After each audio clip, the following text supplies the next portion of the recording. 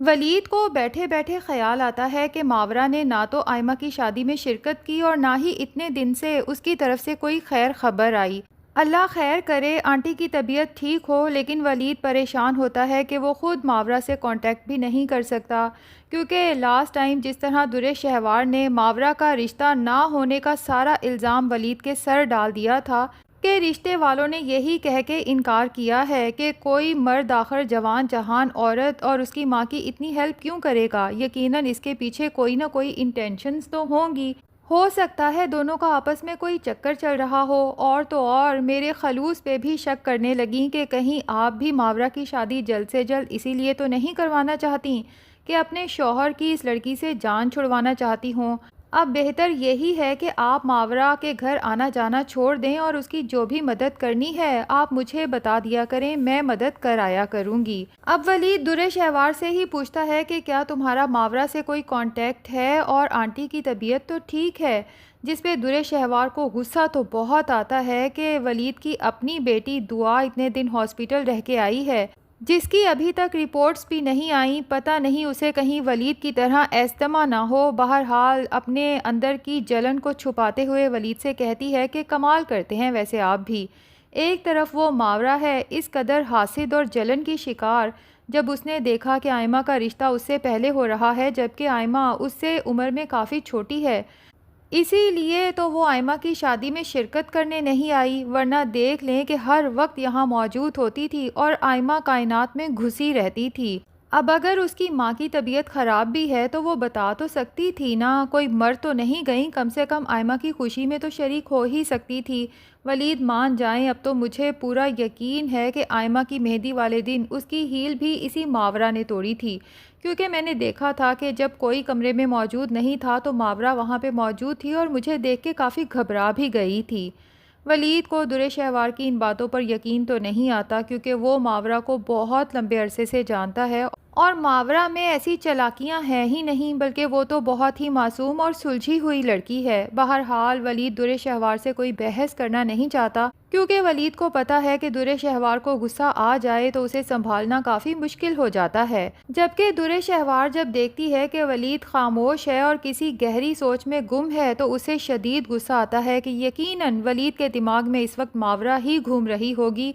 تبھی غصے میں آ کے ولید سے کہتی ہے کہ میری ایک بات کان کھول کے سن لیں، میں دعا کی رپورٹس کا انتظار کر رہی ہوں، اور اگر دعا کو بھی وہی بیماری ہوئی جو آپ کو ہے تو میں آپ کو معاف نہیں کروں گی۔ پہلے ہی میں ایک مریض شوہر کو برداشت کر رہی ہوں، اب میری اولاد بھی اگر مریض بن گئی تو میں کہاں دو دو مریضوں کو سنبھالتی پھروں گی، میری تو سمجھو زندگی ہی برباد ہو کے رہ جائے گی، اور اگر شوہر اور بچہ دونوں ہی مر جاتے ہیں تو میں تو پھر زیرو پہ آ جاؤں گی۔ کون کرے گا ایک بیوہ سے شادی، اور آپ کے سوتیلے بہن بھائیوں پر تو مجھے بالکل اعتبار نہیں، آپ کے مرتے ساتھ ہی ان لوگوں نے مجھے گھر سے نکال باہر کرنا ہے، آپ کی زندگی میں ہی مجھ سے اتنی نفرت کرتے ہیں تو بھلا مرنے کے بعد مجھے کہاں برداشت کریں گے۔ درِ شہوار کی یہ سب باتیں ولید کے دل پہ تیر کی طرح لگتی ہیں، بجائے اس کے کہ اپنے شوہر اور بیٹی کی لمبی عمر اور صحت یابی کی دعا کرے۔ درِ شہوار ہر وقت اسی طرح کی بدشگونی منہ سے نکالتی رہتی ہے، لیکن ولید ہے جو اپنے دل کے ہاتھوں مجبور ہے کہ درِ شہوار سے بے تحاشا محبت کرتا ہے، تو اس کی اس طرح کی کڑوی کسیلی باتوں کو کسی طرح سے برداشت کر لیتا ہے، لیکن اگر ولید کی جگہ کوئی اور ہوتا تو شاید درِ شہوار کو پہلے ہی دن طلاق دے کے اپنے گھر واپس بھیج دیتا۔ اور تو اور ولید کو اپنا آپ مجرم محسوس ہونے لگا ہے۔ بہرحال وہ دعا کرتا ہے کہ یا اللہ پاک، میری بیٹی دعا کو ایسا کوئی مسئلہ نہ ہو اور اسے لمبی اور صحت یابی کی زندگی عطا فرمانا۔ دوسری طرف درِ شہوار کی لگائی ہوئی آگ کی وجہ سے ایک تو ماورا کا رشتہ بھی اب کہیں نہیں ہو رہا، اور اوپر سے محلے والے بھی عجیب عجیب باتیں کرنے لگے ہیں۔ ماورا جب بھی آفس یا گھر کے کسی ضروری کام کے لیے باہر نکلتی ہے تو نیبرز کی نظروں میں اپنے لیے حقارت دیکھ کے دل چھلنی تو ہو جاتا ہے، لیکن زندگی کی گاڑی تو چلانی ہے اور اپنی بیمار ماں کو بھی پالنا ہے، تو اسی لیے ماورا سب کی نظریں برداشت کرتی ہے اور صبر کے گھونٹ پیتی ہے، اور اسے پورا یقین ہے کہ اس کے صبر کا پھل اسے ضرور ملے گا۔ بہرحال اس کی ماں جب کہتی ہے کہ ماورا تمہیں آئمہ کی شادی پہ جانا چاہیے تھا، پتہ نہیں وہ لوگ کیا سوچتے ہوں گے، کیونکہ وہ لوگ تو ہمارے دکھ سکھ میں ہمیشہ شرکت کرتے ہیں، جبکہ ان کے گھر میں اتنی بڑی خوشی تھی اور ہم میں سے کوئی بھی نہیں جا سکا۔ چلو میں تو بیمار تھی، لیکن تم تو کم سے کم شرکت کر لیتی۔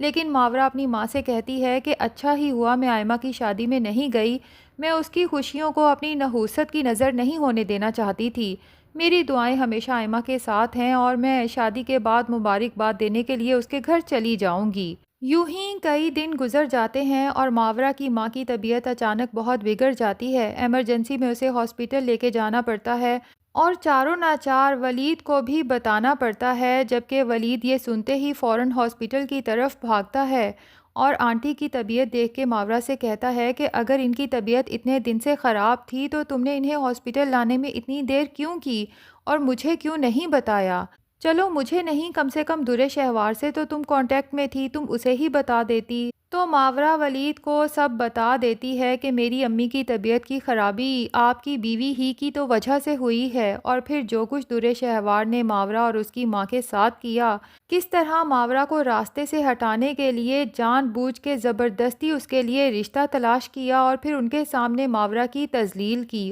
اور پھر محلے والوں کو پتہ نہیں کیا کہا کہ ماورا کو سب بد کردار سمجھنے لگے ہیں۔ اور پھر ماورا ولید کو یہ بھی بتا دیتی ہے کہ آئمہ کی شادی میں شرکت بھی میں نے اسی لیے نہیں کی کیونکہ مجھے نہیں پتا کہ آئمہ کے جوتے کی ہیل کس نے توڑی تھی، لیکن درے شہوار بھابی نے تو سارا الزام جیسے میرے اوپر ہی لگا دیا تھا اور باتوں باتوں میں مجھے ریئلائز کروانے کی کوشش کی تھی کہ میری نحوست کا سایہ اگر آئمہ کے ساتھ جائے گا تو مشکل ہی ہے کہ آئمہ کا گھر بس سکے۔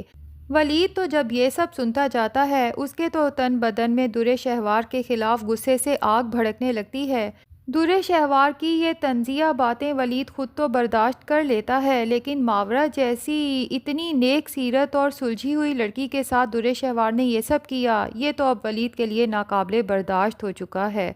بہرحال ماورا کی ماں جو بہت زیادہ بیمار ہے اور ڈاکٹرز نے کہہ دیا ہے کہ شاید ان کے پاس زیادہ وقت نہیں ہے، تو ماورا تو رو رو کے اپنا برا حال کر لیتی ہے کہ پہلے ابا چلے گئے، اب اگر امی بھی چلی جائیں گی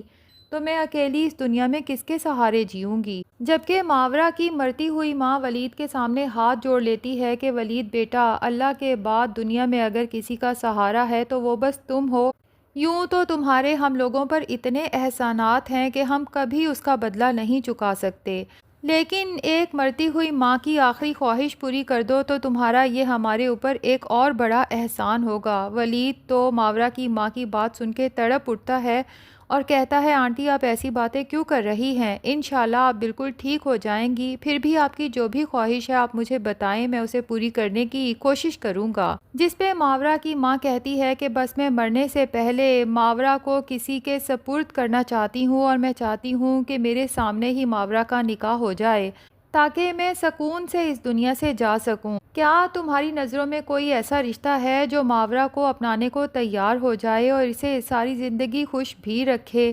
ولید کہتا ہے آنٹی آپ فکر نہ کریں، میں جلد سے جلد ماورا کے لیے کوئی ایسا رشتہ تلاش کرنے کی کوشش کروں گا۔ لیکن ولید بہت پریشان ہو جاتا ہے کہ وعدہ تو میں نے کر لیا ہے لیکن ایسا انسان کہاں ملے گا؟ اس کے دماغ میں عباد بھی آتا ہے لیکن پھر خود ہی سوچتا ہے